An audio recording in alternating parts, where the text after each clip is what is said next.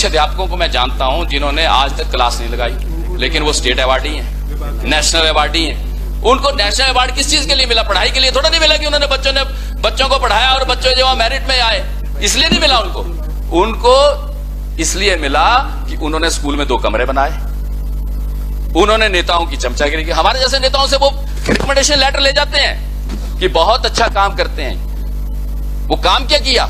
उन्होंने स्कूल की बिल्डिंग के साथ एक कमरा अटैच करवाया।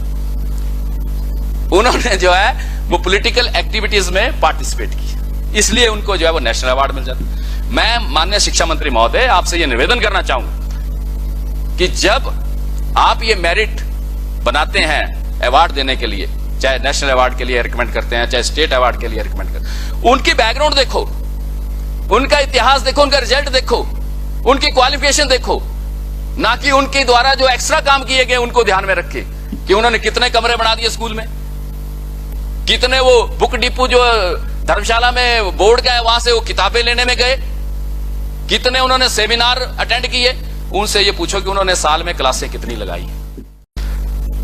सबसे बड़ी समस्या माननीय शिक्षा मंत्री महोदय मैं आपके ध्यान में लाना चाहता हूं, हमारे स्कूलों में, सरकारी स्कूलों में दाखिला कम क्यों हो रहा है? इसके ऊपर कभी आपने गौर किया?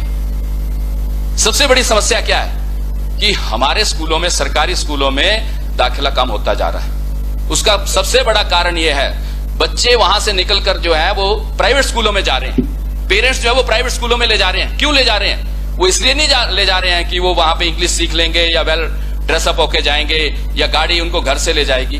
वो इसलिए जा रहे हैं कि हमारे स्कूलों के टीचर्स जो हैं वो पढ़ाई कम और दूसरी ड्यूटीज ज्यादा देते हैं। ये सबसे बड़ी समस्या है। जब भी आप स्कूल में जाएंगे तो हमारा टीचर्स जो है वो स्कूल में मिलेगा नहीं, वो तो राशन के डिपो पे मिड डे मील का राशन लाने के लिए गया हुआ है। वो तो जो है वो सीमेंट लेने के लिए सिविल सप्लाई के डिपो में गया हुआ है, कंस्ट्रक्शन करवाते हैं रूम में। तो ये जो कंस्ट्रक्शन का काम है, ये जो मिड डे मील का काम है, या दूसरे जो काम अध्यापकों को जो एक्स्ट्रा ड्यूटी, अब चुनाव के, अभी मैं कल नहीं देख रहा, कल मेरे पास 150 टीचर की लिस्ट जो है वो आ गई। टीचर्स की ड्यूटी लग गई, इलेक्शन ड्यूटी, वोट बनेंगे जी, और आधे से ज्यादा मेरे पास आ गई जी हमारी ड्यूटी आप ऑफ करवा दो। तो टीचर्स जो है वो जो एक्स्ट्रा ड्यूटीज देते हैं, इन ड्यूटीज को अगर आप जो है उनसे ले लेंगे तो हमारे बच्चों की तादाद सरकारी स्कूलों में बढ़ जाएगी। प्राइवेट स्कूल में टीचर जो है सिर्फ पढ़ाई का काम करते हैं, ना वो मिड डे मील का काम करते हैं, ना वो कंस्ट्रक्शन का काम करते हैं, ना वो दूसरी ड्यूटी देते हैं, नेशनल ड्यूटीज भी नहीं देते हैं, चाहे वो चुनाव की ड्यूटी है, चाहे वो किसी और प्रकार की ड्यूटी।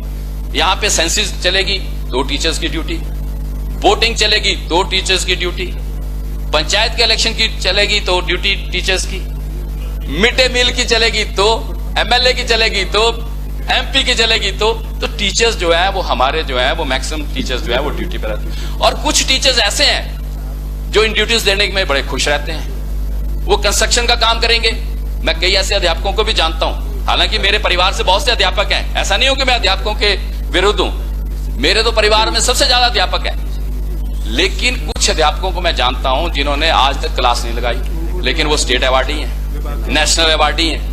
उनको नेशनल अवार्ड किस चीज के लिए मिला? पढ़ाई के लिए थोड़ा नहीं मिला कि उन्होंने बच्चों को पढ़ाया और बच्चों जो मेरिट में आए, इसलिए नहीं मिला उनको इसलिए मिला कि उन्होंने स्कूल में 2 कमरे बनाए, उन्होंने नेताओं की चमचागिरी की। हमारे जैसे नेताओं से वो रिकमेंडेशन लेटर ले जाते हैं कि बहुत अच्छा काम करते हैं। वो काम क्या किया?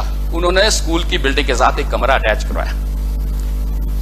उन्होंने जो है वो पॉलिटिकल एक्टिविटीज में पार्टिसिपेट किया, इसलिए उनको जो है वो नेशनल अवार्ड मिल जाता। मैं माननीय शिक्षा मंत्री महोदय आपसे ये निवेदन करना चाहूंगा कि जब आप ये मेरिट बनाते हैं अवार्ड देने के लिए, चाहे नेशनल अवार्ड के लिए रिकमेंड करते हैं, चाहे स्टेट अवार्ड के लिए रिकमेंड करते हैं, उनकी बैकग्राउंड देखो, उनका इतिहास देखो, उनका रिजल्ट देखो, उनकी क्वालिफिकेशन देखो, ना कि उनके द्वारा जो एक्स्ट्रा काम किए गए उनको ध्यान में रखे कि उन्होंने कितने कमरे बना दिए स्कूल में, कितने वो बुक डिपो जो धर्मशाला में बोर्ड का है वहां से वो किताबें लेने में गए, कितने उन्होंने सेमिनार अटेंड किए। उनसे ये पूछो कि उन्होंने साल में क्लासें कितनी लगाई। कुछ अध्यापकों को मैं जानता हूं जिन्होंने आज तक क्लास नहीं लगाई, लेकिन वो स्टेट अवार्डी हैं, नेशनल अवार्डी हैं। उनको नेशनल अवार्ड किस चीज के लिए मिला? पढ़ाई के लिए थोड़ा नहीं मिला कि उन्होंने बच्चों को पढ़ाया और बच्चों जो मेरिट में आए, इसलिए नहीं मिला उनको इसलिए मिला कि उन्होंने स्कूल में 2 कमरे बनाए, उन्होंने नेताओं की चमचागिरी की। हमारे जैसे नेताओं से वो रिकमेंडेशन लेटर ले जाते हैं कि बहुत अच्छा काम करते हैं। वो काम क्या किया? उन्होंने स्कूल की बिल्डिंग के साथ एक कमरा अटैच करवाया।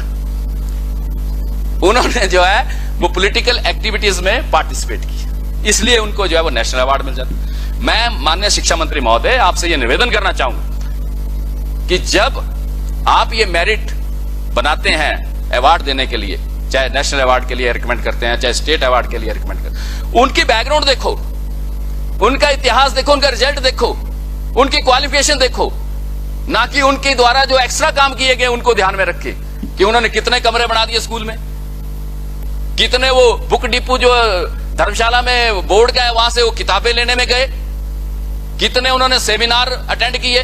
उनसे ये पूछो कि उन्होंने साल में क्लासें कितनी लगाई।